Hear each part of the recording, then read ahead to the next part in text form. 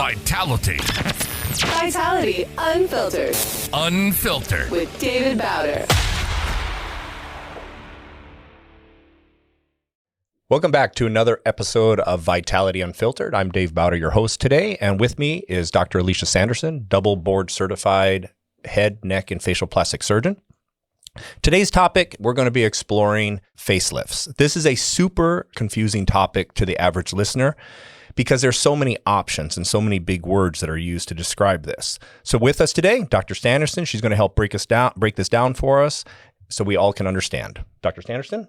Great. Thanks so much for having me. Yeah. So facelifts, again, it's a big topic going in there. There's kind of a resurgence in the surgical correction of the aging face.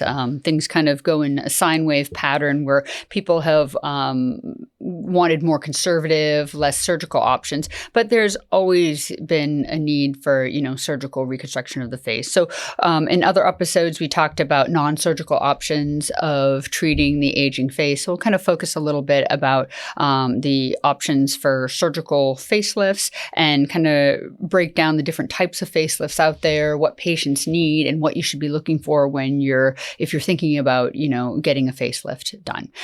So facelifts have been around for a long time. Way back in the day, we just kind of tightened the skin or pulled the skin. Probably earlier on in my training, before the, kind of the explosion of, facial fillers and a lot of the more advanced treatments coming out, the non-surgical options, facelift was your only option. And when we talk about the face and the aging face, one of the things that happens is that we lose volume in the face and the skin starts to sag. So then we start to see the jowlings, the lax skin, the loss of the normal youthful structure of the face. Back in the day, we would just kind of address that way back when with just like skin and removing skin in there. So as time went on and facelifts evolved, we started addressing the underlying structures of the skin and addressing what else was happening below the skin level to create aging of the face. So nowadays, there's lots of facelifts out there, and unfortunately, there's a lot of marketing, so it can be very confusing because people want to sell one facelift better than the other, and they'll come in asking like for the ponytail lift or deep plane lifts or those in there. So I'm going to try and break that down as best I can. So essentially, when we're talking about a facelift, we're talking about the, lower half of the face that we're talking about rejuvenating. So we're talking about neck lifts, we're talking about the jawline, and we can talk about the mid-face in general. So some of the things that happen as we age, we lose volume and we lose fat in our face. And then also gravity starts to take place. So we have descent of the fat pads that are normally higher up in the face, they tend to tether and fall down. There are ligaments that hold all these fat pads in place. So as you start to have descent of the face, you have kind of tethering points where these ligaments are stuck to the face. We also lose bony volume, so there's a loss of, supporting structure underneath the face. So essentially, a facelift for improving the jaw and the neck and the mid-face usually involve incisions in and around the ear. We try and hide them in and around the ear, and then we'll go in and we'll lift up the structures of the face to support those structures that have gone down. There is not a one-size-fits-all facelift for anyone, and I think most facial plastic surgeons and surgeons that do facelifts on a regular basis will market a certain type of facelift, but most of us are very much trained in different types of facelifts. And the goal is to do what the patient needs. And that's going to vary based on what their defect is, what their concerns are, prior surgeries that they've had in the past.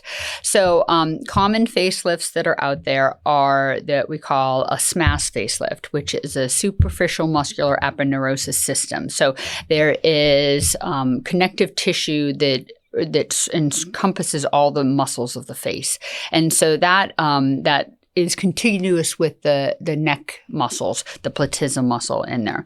And then you'll talk about the deep plane facelift. So the deep plane facelift has kind of had a resurgence in popularity as addressing the issues of the aging face. First identified by Hammer back in, I think, 1990.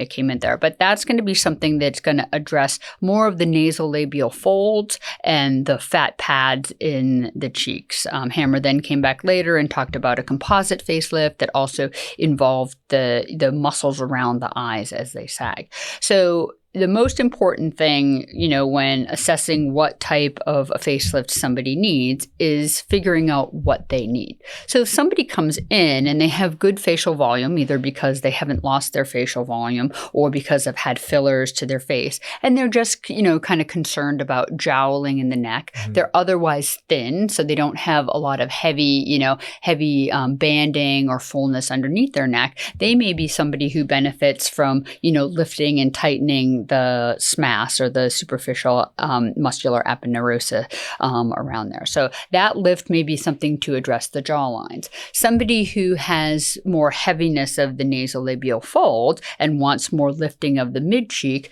may need a deeper plane lift.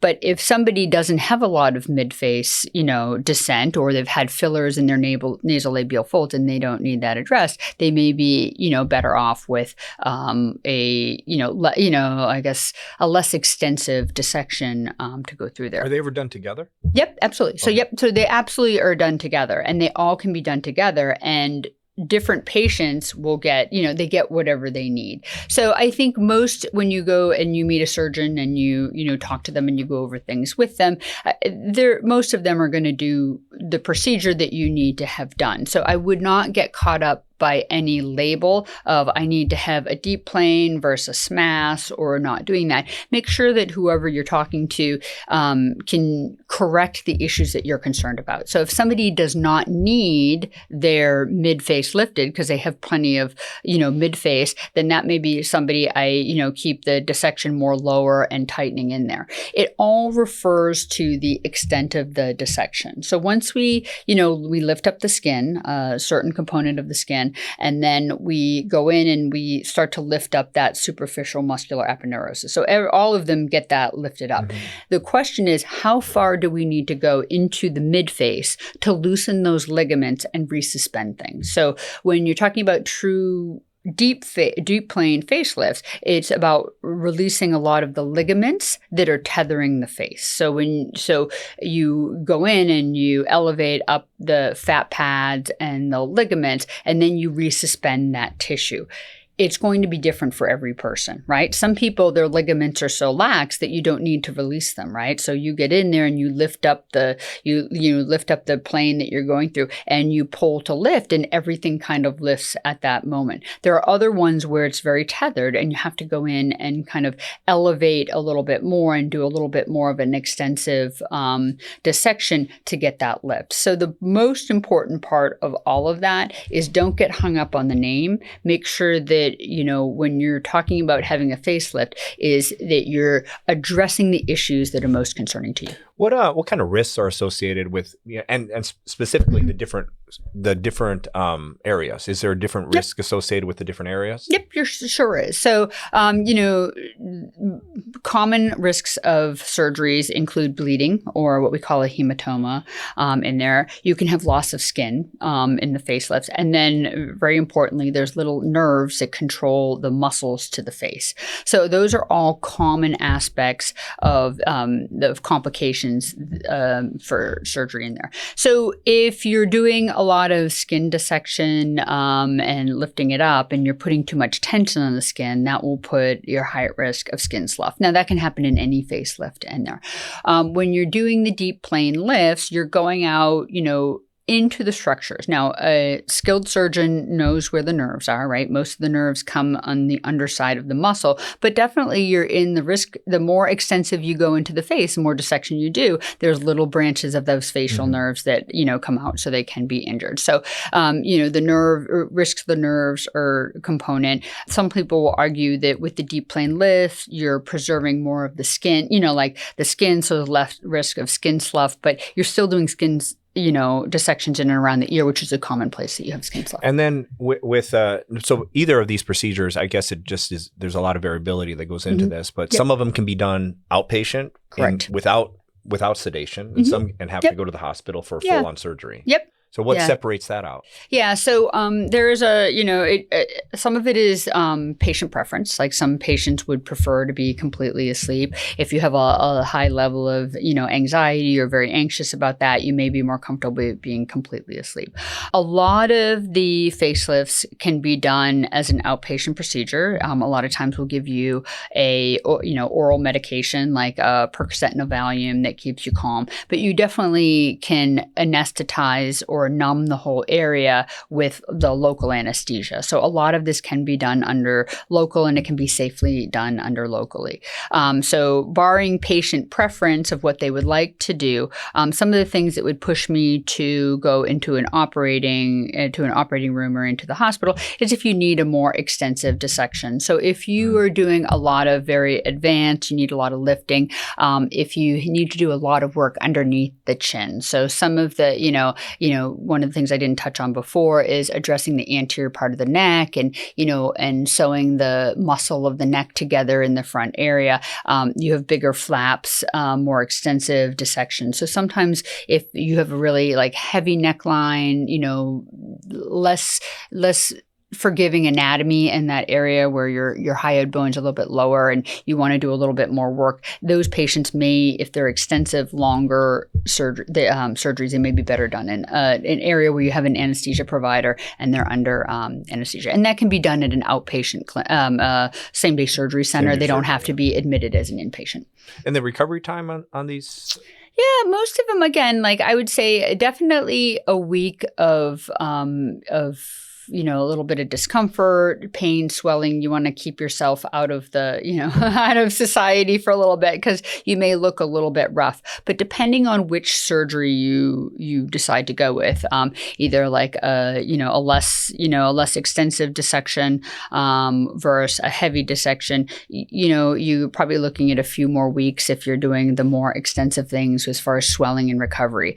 As far as when you look okay to go out in public, it can be as short as a week. It can be longer, 2 to 3 weeks. The whole healing process takes a while. It takes probably 6 to 8 weeks for swelling to go down and to have a little bit more normal appearance. Mm-hmm. And then some of these times, when you do these surgeries, are you sometimes adding the non-surgical stuff at the same time? Absolutely. You are doing that. Okay. Yeah. So you can definitely do a combination of procedures. And a lot of times people need that. They need resurfacing of the skin, right? So you can, pull and tighten the skin as much as you'd like. But if you have bad quality of skin on top of it, then you may need to have a laser surfacing, a chemical peel or something. If you need more volume replacement, you may want to do volume replacement at the same time as well. Fantastic. That's very interesting. And when the patients do you see a common age bracket? When patients are doing this, or is it mostly patients are coming to you in their 50s and their 60s, 70s? Is there a certain demographic that men, women? Is it mostly women? Is it mostly men? Yeah. So nowadays I have the whole spectrum, right? Okay. So back in the day, it was, you waited till you're older and you had that done. But nowadays, aesthetic procedures are common. They're common for lots of people, right? And they seek those options. So depending on what somebody is looking to correct and what they need to correct, you can have the whole spectrum of care. I do a lot of facelifts, probably in 50s to 60s, but then I have a lot of 70 and 80-year-olds that come in. And one of the common questions I always get asked is, how long does this last? And a facelift where we're repositioning tissue and we're removing tissue is always going to last forever, but the aging process is going to still continue to go. So when do you have it done? You have it done when it bothers you enough that you'd like to look good now, right? So if you're concerned about certain features at age 50 and you do it at 50, healthy. I can't say that in 20 years from now, you won't need to have another procedure, but you've actually looked good from 50 years on. If you wait till your like late 60s and 70s, it's going to be more a dramatic change, right? Because we're moving and repositioning those things, and you may not need another surgery, but you also lived from age 50 to 60 with those signs of aging. So really when you choose to do the facelift procedure is when those features are something that you would like to have addressed. So they are in conjunction with each other. I think all of the procedures, last forever, but we don't stop the aging process. Makes sense. Yeah. Dr. Sanderson, thank you for being here today. Thanks so much. To my listeners out there, if you enjoyed the show, make sure you click below and subscribe or follow so you don't miss the next episode. I'm Dave Bauder, your host, and this is Vitality Unfiltered. Thanks for joining us on Vitality Unfiltered with David Bauder. Addressing norms, busting myths, and uncovering health realities for a more vibrant life today. For more expert insights and real talk, make sure to subscribe and join us next time.